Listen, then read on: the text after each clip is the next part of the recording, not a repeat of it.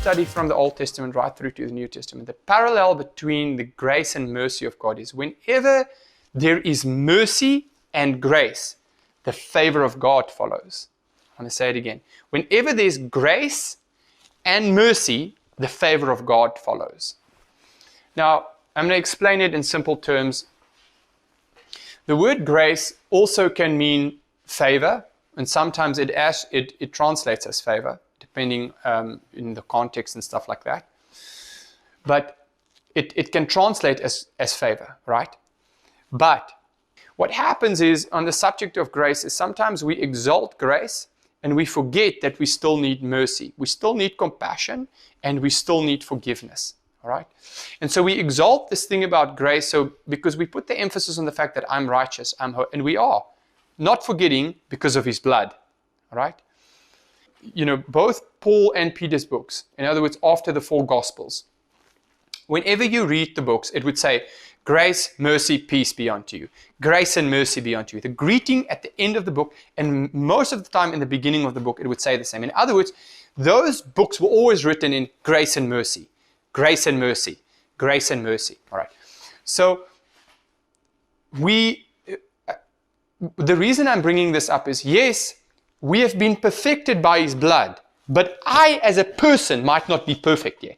The manifestation of who I am in my acts or in my doings or my thoughts or whatever, in some areas it might not be perfect yet. Why? Why am I saying this? Because I need mercy so that I can be perfected. Okay?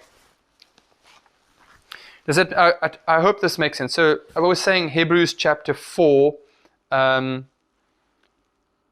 verse 13. Okay, so I'm just going to start from verse 13 because, you know, as much as we need, as much as God is love and God has grace and he has mercy for us and he's kind and he's tender-hearted and he only has good things in mind for us and he has a future and a hope for us, all right? Those things are all true, but listen to this, all right? So verse 13, I'm going to start off in verse 13. He says, and there is no creature hidden from his sight, okay? There is no creature hidden from his sight, but all things are naked and open to the eyes of him to whom we must give account. Okay? Verse 14. Seeing then that we have a great high priest who has passed through the heavens, Jesus, the Son of God. Okay, seeing then that we have a great high priest who has passed through the heavens, Jesus, the Son of God. Let us hold fast our confession. In other words, let us keep confessing.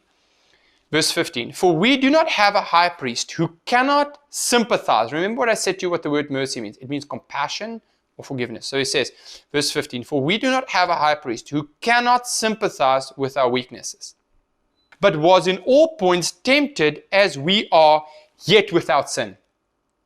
Let us therefore come boldly to the throne of grace that we may obtain mercy. So let us go boldly to the what? Throne of grace. Now I explained it earlier. The easiest way to explain the word grace is it's favor. It's a showing of favor, all right? In other words, his goodness is being shown to you, all right? Let us therefore come boldly to the throne of grace that we may obtain what? Mercy. That we may obtain forgiveness and compassion, all right? That's the definition of mercy. That we may obtain mercy and find help in time of need. The point is that we can go boldly to receive help so that we can receive mercy in order to get help, all right? Or to receive grace, all right? I trust that this blessed you, and God is good, all right? He wants to help us, right? He's not here to strike us down and judge us, and, you know, that's not the nature of God, all right? But we need to know that mercy is the avenue of receiving God's help. All right. I hope this blessed you, and I'm gonna keep it this short. We will continue with this next week, and thank you for tuning in.